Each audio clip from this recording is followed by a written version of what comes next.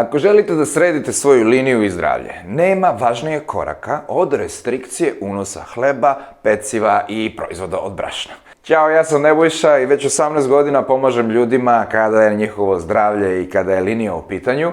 Obavezno ostanite do kraja videa gdje ću vam objasniti najlakši mogući način da jednostavno preuzmete kontrolu i da ne koristite više, odnosno barem da smanjite količinu hleba, peciva i proizvoda od brašna u vašoj ishrani. Pre nekih par godina nalazim se kod drugara na proslavi rođenja njegovog deteta. I sad već kako idu došli ljudi na kućnu žurku, bilo cepanje, košulja, majici i vreme tako odmiče, posluženje stoji sa strane i nije mi bilo dosadno da obratim pažnju, samo da vidim koji to ljudi čapaju ona peciva, pitice, kiflice i sve ono brašnasto što stoji na stolu, odnosno na 2 stola je tamo bilo. I tačno se videla jedna vrlo jasna stvar, a to je da svi oni koji su malo onako debeljuškasti lepo čapaju ono, a ovi drugi jednostavno ne diraju. Šta su pojeli? Pojeli su, to je to i onda se pjucka i uživa i gotovo. E sad, to je jedna samo priča iz prakse.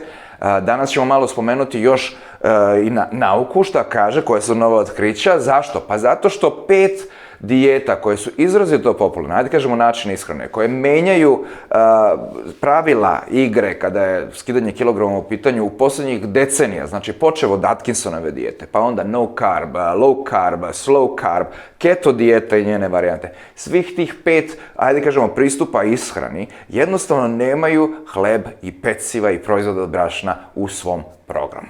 Zbog čega su hleb i proizvode od brašna pogubni za naše zdravlje? Pa, da bismo to razumeli, treba da znamo kako hleb i takvi proizvodi utiču na 3 glavna organa u našem telu. Prvi je pankreas, drugi su creva i treći je mozak, ok? Pošto danas pričamo o liniji, dijetama i ostalo, malo ću se suziti na priču o pankreasu. Napomenut ću samo da što se tiče creva, tu je naravno problem sa glutenom, ne samo za ljude koji imaju celijakiju ili glutensku ili intoleranciju ili sve te varijante, pogotovo problemi hoće da budu i sa kožom i sa nekim različitim varijantama problema sa varenjem, curenjem creva i tako dalje. Što se mozga tiče, u pitanju je isti mehanizam zavisnosti kao kod bilo koje droge, znači radi se o dopaminskim receptorima, znači stvaranje zavisnosti zbog šećera koji se nalaze u hlebu ili pecivima. E sad, da se vratimo mi nazad na pankreas. Ako znate, pankreas vrlo prosto luči insulin, najbitniji hormon kada je kontrola telesne težine, odnosno gojenje i mršavljenje kada su u pitanju, apsolutno najvažniji hormon. I sad, šta se dešava? Kad god mi unosimo proizvode od brašna, hleb ili bilo šta slično, mi svaki put stimulišemo pankreas da luči insulin, ok? I insulin ode u krvi i ima zadatak da spusti nivo šećera koji se nagomilava u krvi. I onda nastaje borba i onda u svakom trenutku naše telo se trudi da jednostavno potisne taj šećer iz krvotoka, gde ga potisne u naše masne zalihe i onda se lepo tapaciramo i na kraju i gojimo. E sad, nije problem samo estetski, ono što je meni najbitnije pre svega je vaše zdravlje, a to znači sljedeću kombinaciju faktora. Kada telo proizvodi previše insulina, ako jedemo redovno hleb ili bilo što slično, onda dolazimo na prvi nivo problema, a to je hiperinsulinemija, odnosno stanje kad imamo previše insulina u krvi. Onda ide polako i drugi nivo, ako ne uradimo ništa po tom pitanju, a to je insulinska rezistencija. Nakon toga ide preddijabetes, a onda dijabetes tipa 2 i to je već ozbiljan medicinski problem, s tim što meni nije cilj da vas plašim ovdje. Zašto hleb i proizvodi od brašna izazivaju takav insulinski odgovor?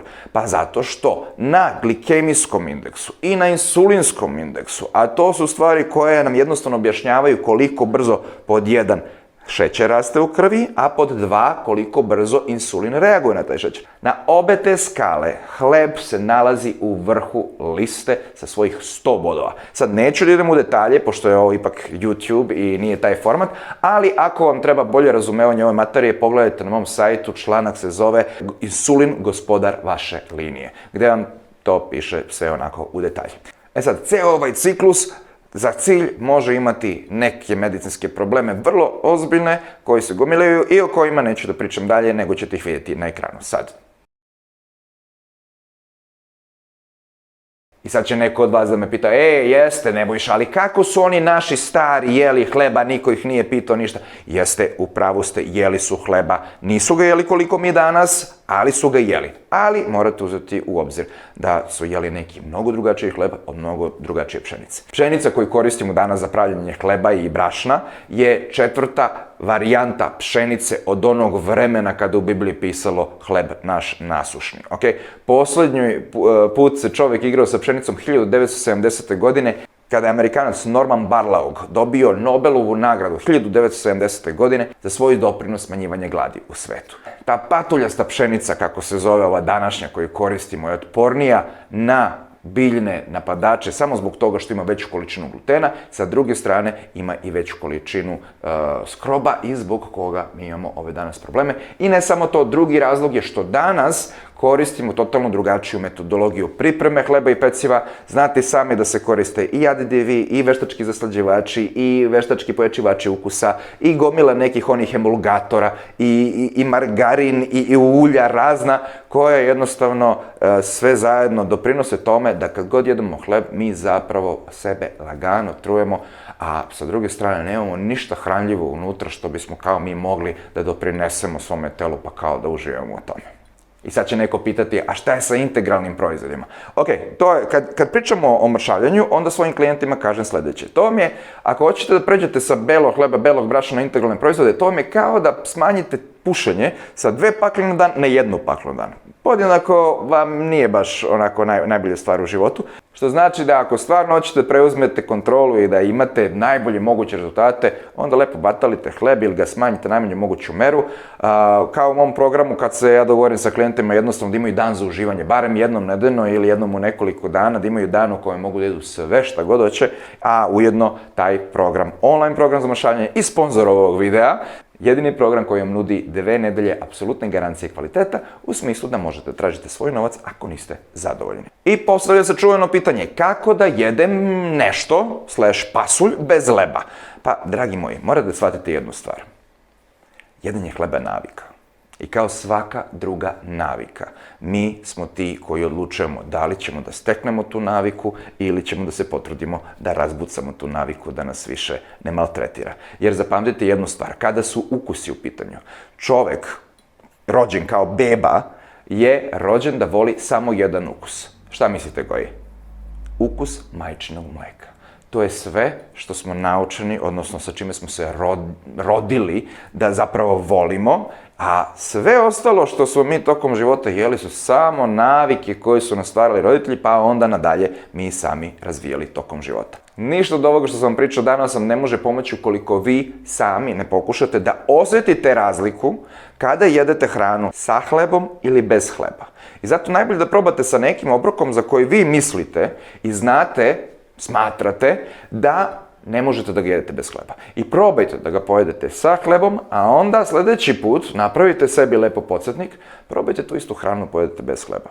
Uzmite malo više salate sa strane, na primjer, šta god vam padne na pamet. Samo da je hrana prava hrana, a ne nešto veštačko. Znači, bez brašna, bez hleba, bez ičega i sa strane pojedite lepo sve to zajedno i osjetite. Vi ste ti koji možete da osjetite razliku. Znači, kako je varenje, kako je vaše nivo energije, da li ste letargični, da li vam se spava, da li vam je nadut stomak, da li imate gasove.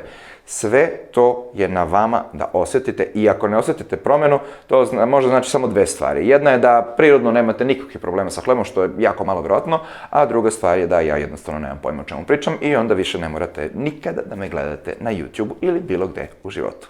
Ako vam se svidio ovaj video, molim vas share, like, subscribe. Vi znate da možete pomognete nekome ukoliko vam preporučite ovaj sadržaj.